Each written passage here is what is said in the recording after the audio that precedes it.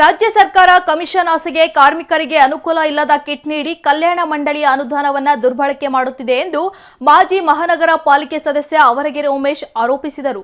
ನಗರದ ಜಯದೇವ ವೃತ್ತದಲ್ಲಿ ಮುಖ್ಯಮಂತ್ರಿ ಮನೆ ಚಲೋ ಕಾರ್ಯಕ್ರಮದ ಪೋಸ್ಟರ್ ಬಿಡುಗಡೆ ಮಾಡಿ ಮಾತನಾಡಿದ ಅವರು, ಆಗಸ್ಟ್ 5ರಂದು ಬೆಂಗಳೂರಿನ ಫ್ರೀಡಂ ಪಾರ್ಕ್ನಲ್ಲಿ 7 ಸಂಘಟನೆಗಳ ನೇತೃತ್ವದಲ್ಲಿ ಸರ್ಕಾರದ ವಿರುದ್ಧ ಪ್ರತಿಭಟನೆ ಹಮ್ಮಿಕೊಳ್ಳಲಾಗಿದೆ ಎಂದರು. ಕಲ್ಯಾಣ ಮಂಡಳಿ ಕಾರ್ಮಿಕರಿಗಾಗಿ 19 ಸೌಲಭ್ಯವನ್ನು ಘೋಷಣೆ ಮಾಡಿದ್ದು, ಇದರಲ್ಲಿ ಕೇವಲ 11 ಮಾತ್ರ ಜಾರಿಯಾಗಿವೆ. ಸರ್ಕಾರವು ಅರ್ಹತೆ ಇಲ್ಲದವರಿಗೆ ಕಾರ್ಮಿಕ ಕಾರ್ಡ್ ನೀಡುತ್ತಿರುವುದರಿಂದ ನಿಜವಾದ ಫಲಾನುಭವಿಗಳಿಗೆ ಯಾವುದೇ ಸೌಲಭ್ಯ ಸಿಗುತ್ತಿಲ್ಲ. ನೈಜ ಕಾರ್ಮಿಕರ ಅರ್ಜಿಗಳನ್ನು ಸಹಕಾರವಿಲ್ಲದೆ ಅಧಿಕಾರಿಗಳು ತಿರಸ್ಕರಿಸುತ್ತಿದ್ದಾರೆ ಎಂದು ಆರೋಪಿಸಿದರು.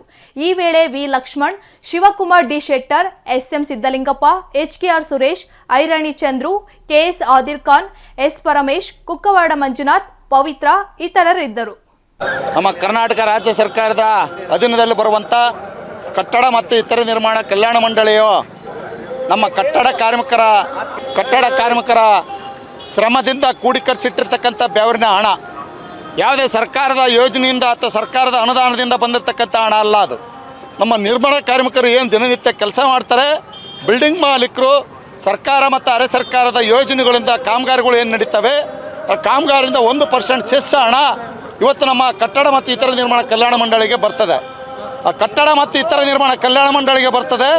ಆ ಹಣದಲ್ಲಿ ನಮ್ಮ ಕಟ್ಟಡ ನಿರ್ಮಾಣ ಕಾರ್ಮಿಕರ ಮಕ್ಕಳಿಗೆ ಶೈಕ್ಷಣಿಕ ಧನ ಸಹಾಯ, ಆಸ್ಪತ್ರೆ ವೆಚ್ಚ, ಮದುವೆ ಖರ್ಚು ಮತ್ತು ಸಾವಿನ ಖರ್ಚು, ಪೆನ್ಷನ್ ಅಂತೇಳಿ ನೀಡಬೇಕು. ಒಟ್ಟು 19 ಸೌಲಭ್ಯಗಳನ್ನು ನೀಡಬೇಕಾಗಿತ್ತು.